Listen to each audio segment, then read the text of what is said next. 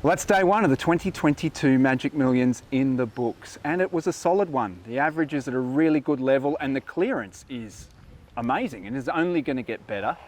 I'm here with the two $900,000 men, and this is the only scenario where I'm allowed to give someone Corona. In this case, it's in liquid form. Boys, big first day. Rob, Archibald, start with you. You had 5 go through. The highlight, obviously, the Justify from Global Glamour. How's the day been for you?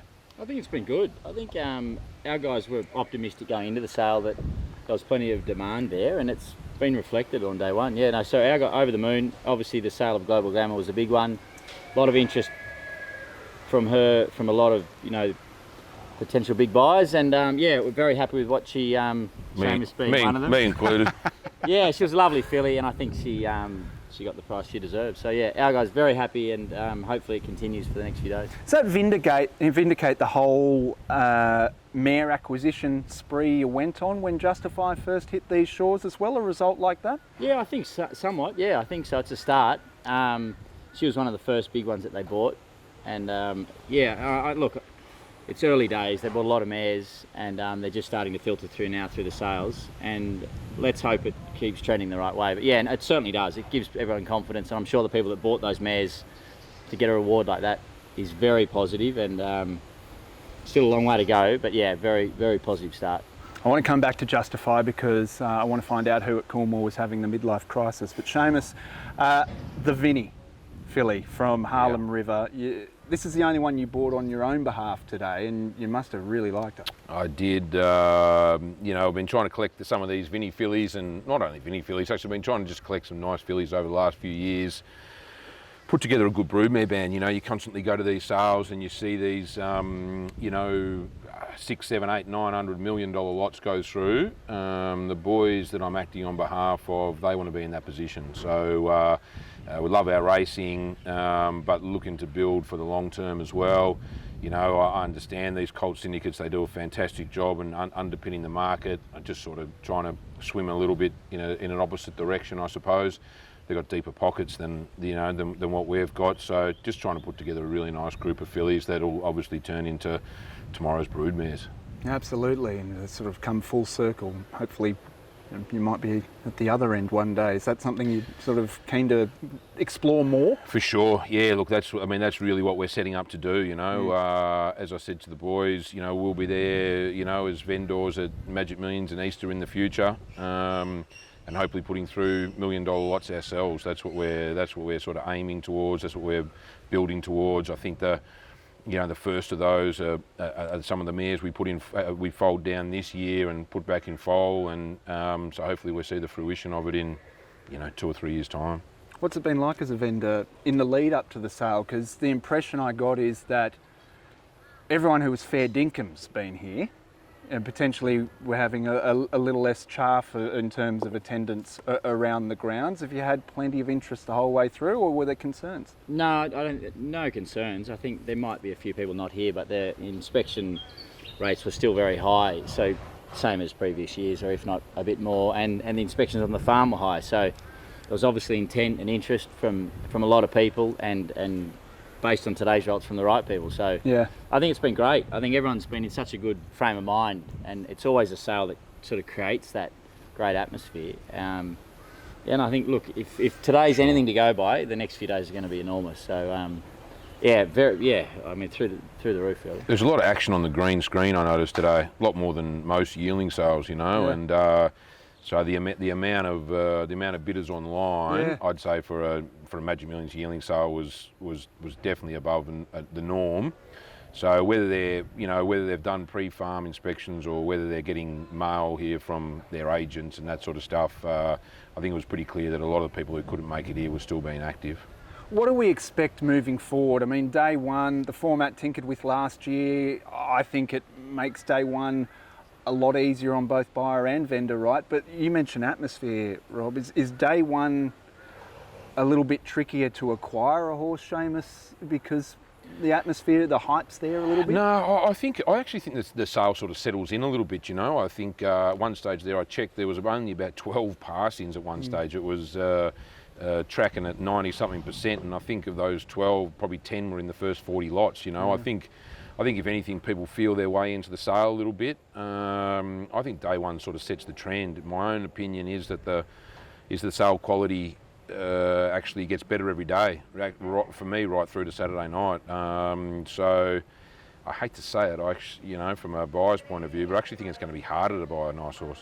Yeah, interesting. And I guess from your point of view, potential fireworks come Saturday night. Yeah, well, exactly. I mean, Coolmore are on both sides of it. So Yeah. in many ways, if it's hard to buy, it's good from a selling point of view, and they're obviously trying to buy as well. So I just think Magic Millions do such a great job just getting everybody here and making it a really enjoyable time and getting everyone in a good frame of mind to buy horses. And I think that's so important, and I think it's just such an amazing place to be. Yeah. So, Yeah. But I can only see it. Our guys are the same as Sheamus. It's the quality.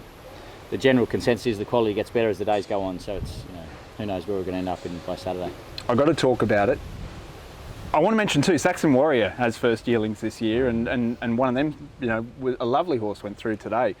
But Justify is if marketing collateral is anything to go by, Justify is the hype horse of this sale, due to another red stallion with four wheels. Have you had some literal tyre kickers coming through looking at the Justifies? I don't know about that. I don't know if we've had tyre kickers, but it's certainly created a lot of interest and a big hype. And Tom from day one said, look, we've got a very special horse on our hands and we have to do an amazing job to give him the best possible chance. And so we needed an idea like what we've done and in the Ferrari, and it's been incredible, isn't it? It's created a lot of hype, a lot of talk.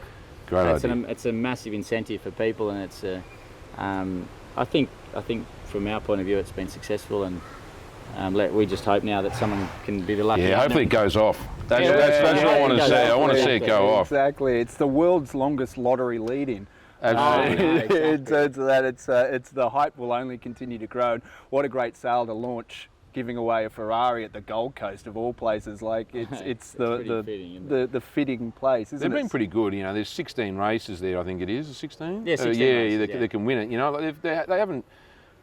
They're obviously still going to be hard to win, but they've kept the window sort of wide enough that if you had to win next year's Magic Millions, or you had to win the Slipper, I think people would say, oh, that's $1 million shot. Yeah. But I think with given the 16 races, Karaka Million, some of these other sales races are in there. I think they've been reasonably lenient, if that's the right word, in the qualifying conditions.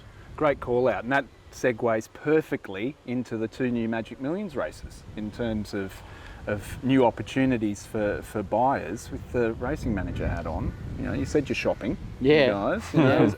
Does something like that announced on the eve of a sale factor in at all? Do you have that in the back of your mind, or you might structure some ownership deals differently or anything like that? Or I don't think it changes much for our guys. They're just really trying to buy the best colts they can, and the best fillies they can, and really once you acquire those horses, you then see where they sit, and you're just trying to win the best races you can. So it's about as simple as that. Yeah. And then in terms of getting people in, it's certainly an incentive to get people in those horses and bring them up here. We've got a runner on Saturday, and I know we've got owners all around the world, and they love the fact that we've got a horse running for $2 million in the 3-year-old Guineas. It's they don't get that luxury all the time overseas, so it's pretty amazing to have that.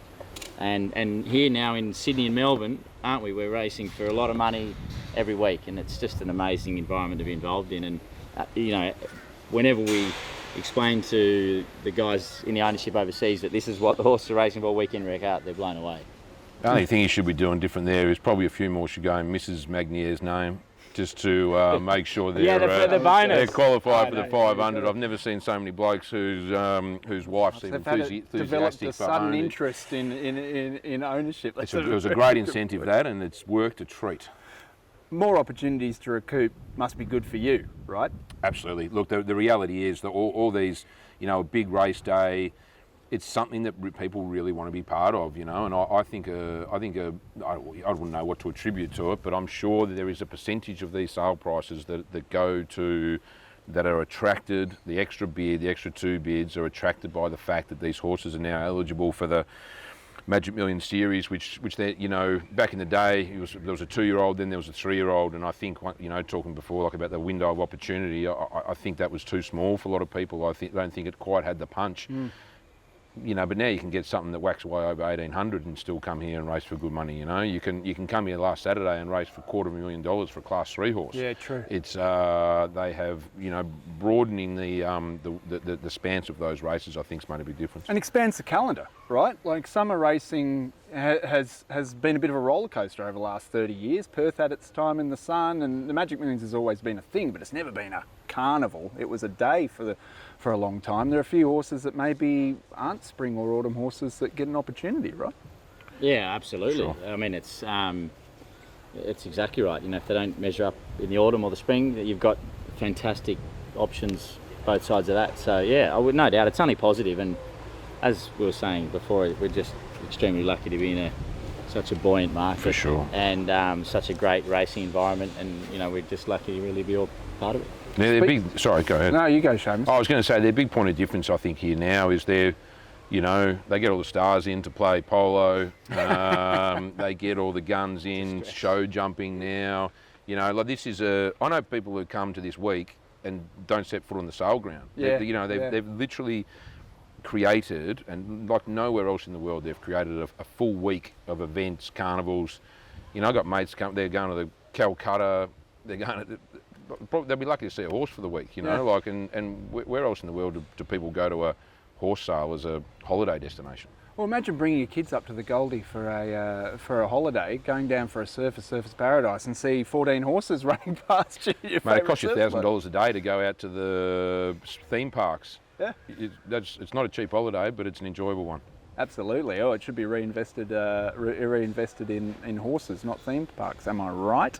Now, give me some bold predictions for the rest of the sale. You kind of led into it, Sheamus. You think it's going to continue to sort of rise, and there's plenty of opportunities in terms of the quality of the catalogue. But you got any other bold predictions for the rest of the sale? A few more people go down with COVID. What else? People have gone down with COVID, have they? That is not a bold prediction, by the way. That is statistically. Is that scandalous? quite likely. Can we? We're not live here, are we? We can take that out, can't we? Sorry. So bold predictions. A few more justifiers will make good money. I'll get beaten on a lot more horses. That's about all I've got for you right now. You probably get beaten by this guy. What are your bold predictions for the week? Jesus, I don't know. I'm hopeful more than bold. I think the clearance rate will stay close to 90%. And I think if it does that, it's going to be a hell of a sale, which is done today. So I think there's so much demand and there's so much appetite for horses that it'll go finish close to that. And I think if it does, yeah, it'll be amazing. I think it's really important too. You mentioned demand and appetite. The other demand and appetite for the Gold Coast is for the good times, and many of these. It's been a bit tough for that this year. Has that changed both of your operating procedures in terms of the schmoozing with the clients? I've been a little bit quieter. You know, I'm not hiding under the covers, but I have been a little bit quieter. You know, by the nature of the beast, there's you know, less bookings and that sort of stuff. But thankfully, my good friends at Coolmore have invited me out for dinner once or twice this week. So I've had I had my favourite ravioli at Mama-san, probably 15 more than I probably needed. But between that and you know, some other very kind offers, the atmosphere has still been strong. Well, there'll be plenty more atmosphere over the next couple of days and a lot of high-class horse flesh going under the hammer. For all of your Magic Millions news, head to tdnauznz.com.au. Thank you, boys. Really appreciate you coming along in the end of day one, and a big cheers to you. Cheers, buddy. Cheers. Good on you. Thanks.